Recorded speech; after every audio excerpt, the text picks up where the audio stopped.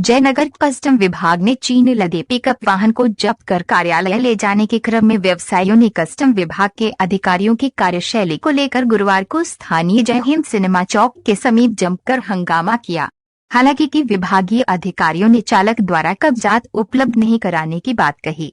घटना की सूचना मिलने पर जयनगर चैम्बर ऑफ कॉमर्स के महासचिव अनिल बैरोलिया, सचिव पवन यादव, नारायण बेसवाल, राकेश गुप्ता, रंजीत पासवान एवं मुन्ना शाह समेत अन्य ने मामले को सुनकर कस्टम के पदाधिकारी के साथ चैम्बर कार्यालय में वार्ता के बाद मामला शांत हुआ और जब्त वाहन को कस्टम विभाग के द्वारा कागजी कार्यवाही के बाद छोड़ा गया।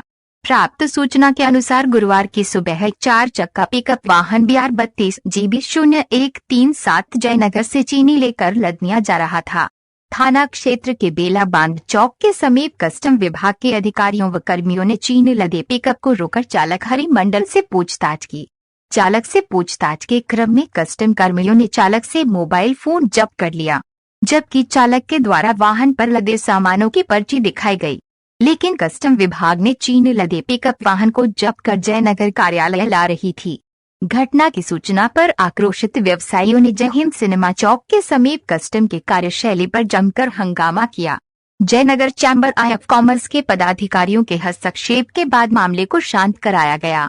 भारत नेपाल दोनों देशों के बीच वर्षों से कायम बेटी रोटी के संबंधों को मजबूत करने के लिए भारत सरकार के द्वारा नेपाल को प्रतिवर्ष आर्थिक मदद देती है, लेकिन सीमा पर तैनात SISB एवं कस्टम व पुलिस प्रशासन के कई मामलों में हस्तक्षेप से दोनों देशों के रिश्तों में सुधार होने की बजाय खटास आने की संभावना बनी रहती है। भारत सरकार ने नेपाल को आर्थिक सहायता के अलावा नेपाली नागरिकों को भारत में प्रवेश व खरीदारी की भी छूट दे रखी है।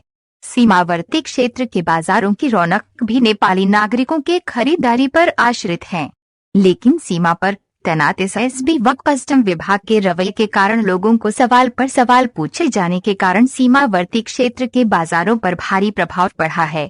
विगत दिनों देवधा थाना क्षेत्र के कब्रिस्तान के समीप NH 227 पर कस्टम विभाग ने सब्जी लदे 3 नेपाली मोटरसाइकिल को जब्त किया था।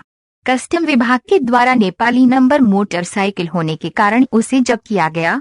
लोगों की माने तो कस्टम विभाग नेपाल सीमा पर तस्कर और तस्करी के सामानों को धन पकड़ करने की बजाय परिवहन विभाग के कामों को भी देख रही है।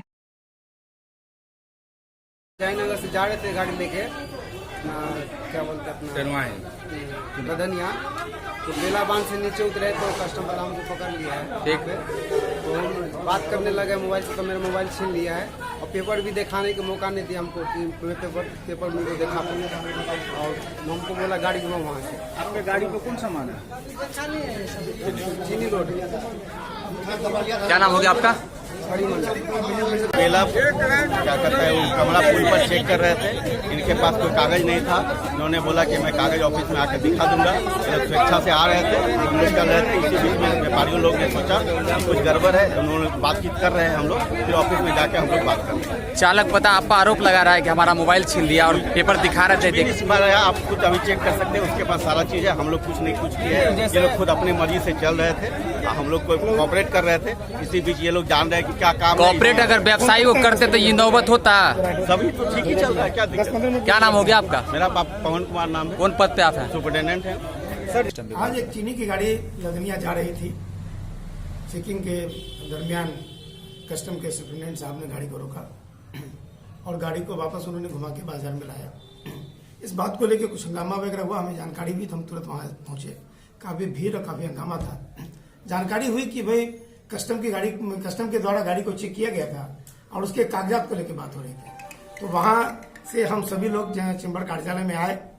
आने के बाद जो उसके कागजात थे चीनी के, वो उनको दिखलाया गया, उससे वो संतुष्ट हुए। उसके बाद गाड़ी उनकी रिलीज कर दी गई, वो चली गई। उसी को लेकर काफी तनाव बन गया हुआ था। कुछ मुझे लगता है कि आपस की कुछ अंडरस्टैंडिंग की प्रॉब्लम रही, कुछ समझने और समझाने के क्रम में कुछ भूल चूक रही है इस मामले में।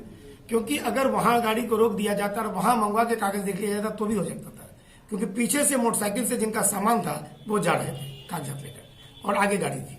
ये गाड़ी लदनिया जा रही थी, कहीं नेपाल का मामला नहीं था। इसे वहीं समझा जाना चाहिए था, लेकिन बाजार में आने के क्रम में एक माहौल थोड़ा सा तनावपूर्ण हुआ। लेकिन सारी चीजें सुलझ गई और कस्टम के अधिकारियों के और चैम्बर अधिकारियों को बैठकर सारी चीजों को समझ लिया गया, निष्पादन कर दिया गया। कोई विवाद उस मुद्दे पर हम लोग के बीच नहीं रहा। कमला पुल के उस तरफ कस्टम के द्वारा जो नाका लगाया गया है और वहां पर अवैध ढंग से कुछ लोगों के द्वारा वसूली होती है, जिसमें कुछ स्थानीय लोग शामिल हैं।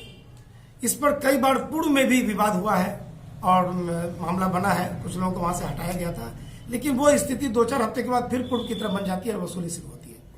इसलिए ये आग्रह है हमारे अनुमंडल के स्थानीय अधिकारियों से भी, जो कस्टम के अधिकारी हैं उनसे भी मेरा आग्रह है, ऊपर के जो अधिकारी हैं सबसे मेरा आग्रह है कि उसे वहां उसको बंद किया जाए। वो बिल्कुल नाजायज तरीके से वहां काम हो रहा है। जो भी माल नेपाल जा रहा हो उसकी जांच उस ढंग से होनी चाहिए, नेपाल बॉर्डर के समीप जाकर होनी चाहिए, क्योंकि कमला पुल से ही वही एकमात्र रास्ता है लोकहा जाने का, लदनिया जाने का, खोटाना जाने का, और उस रास्ते में हर गाड़ी को रोक दिया जाता है। तो उधर से आने वाले व्यापारी भी जयनगर बाजार में आने में हिचकने लगते हैं, उन्हें लगता है कि मतलब कोई परेशानी आ जाएगी। इसलिए सबसे आग्रह है कि इसको व्यवस्थित किया जाए और जो गाड़ी नेपाल की ओर जाती हो उस गाड़ी की तहकीकात होनी चाहिए। जो हमारे अनुमंडल के अंदर छोटे छोटे बाजारों में छोटे छोटे व्यापारी, छोटे छोटे लोग कुछ सामान लेकर जाते आते हैं, तो उनको किसी तरह की समस्या नहीं होनी चाहिए। इससे बाजार बुरी तरह